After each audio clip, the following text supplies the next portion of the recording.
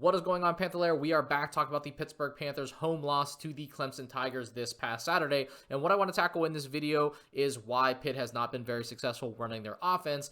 I think personally it's a little bit more of an execution issue than it is a design issue. I have 5 sequences here that are going to flesh that out, so let us take a look. In this first sequence here, it's the very first possession of the game. This is a very common action that Pitt runs. Jalen Lowe is going to pass the ball off here to Guillermo Diaz-Graham. This could also be Cam Corrin. He is then going to set a down screen or a ram screen for Corrin. He is then going to get to this block here and set a flex screen for Ishmael Leggett to potentially use, or he's going to just flow into zoom action. There are situations where if Leggett does use that, then Lowe is going to come off of the flex screen and also use the zoom action. So again, very common action that Pitt runs.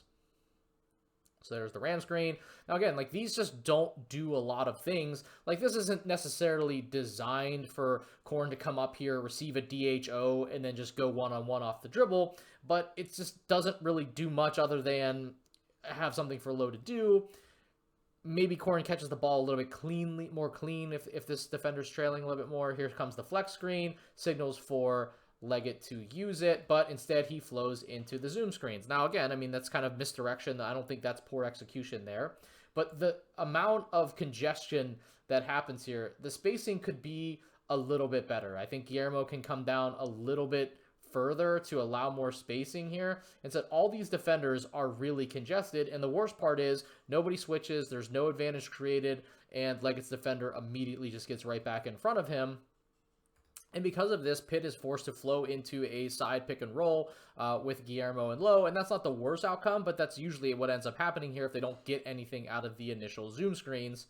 And so you'll see they'll flow into this side pick and roll. This is how teams are defending Lowe lately and Leggett. I mean, look how much help is coming off here to contain middle penetration for a guy who's also left-handed. Lowe makes the right play, kicks this out to the weak side slot. And this is a really, really good look for Leggett. It just does not go down.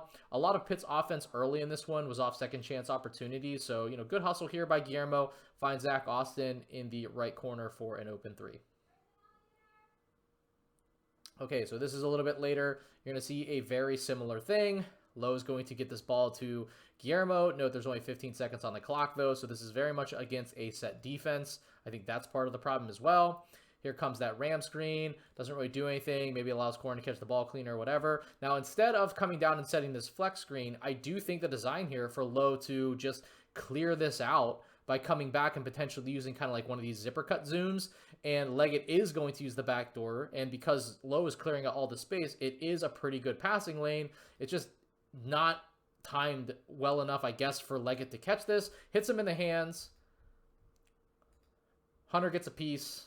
Pitt retains possession, but this is a situation where, again, it's more execution than it is design. We move maybe just a possession or two later. Now we are seeing, again, Lowe in this flex screen situation.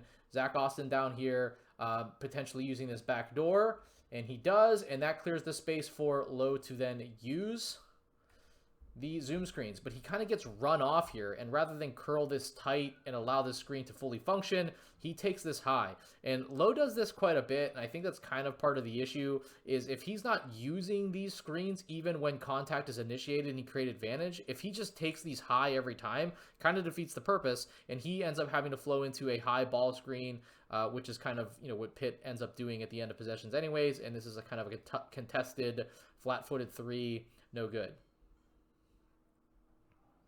Get through. This is probably the next possession. Again, you're going to see the same type of thing. Here's going to be that flex screen. This time it's for Damian Dunn. He uses, so Lowe is going to use the zoom screens. But again, he's just going to take this straight out. And if you're just going to take this straight out just to flow into a high ball screen with Papaconte, that could have just been done earlier. Instead, here again, half the shot clock remaining.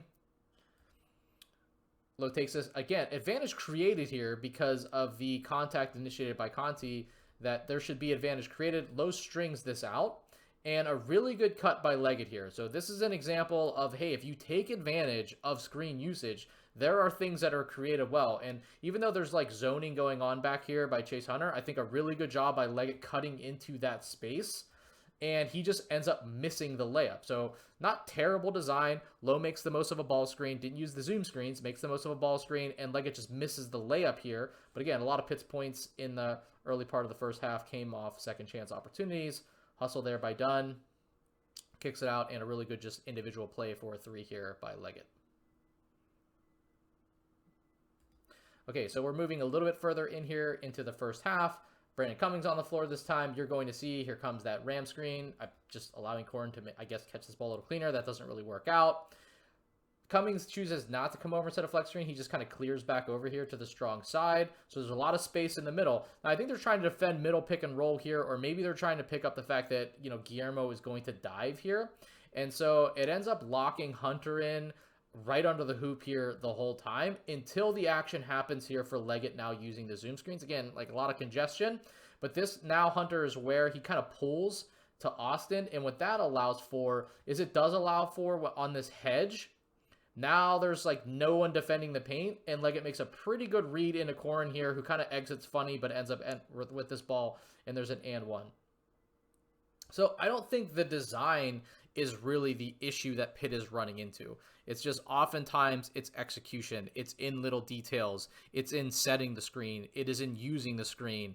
All of those type of fine things are why Pitt's not really creating advantages off of these situations. And you see that other teams are. You know, I'm going to get into that here in a video talking about why Clemson was successfully getting threes. I think that's a big component to it. So again, you know, if Pitt can just be better in the details, I think they're going to find more success. It's not as if they're running nothing. It just does look like at the end of possessions, it ends up becoming a high ball screen. Now, they are closing games that way.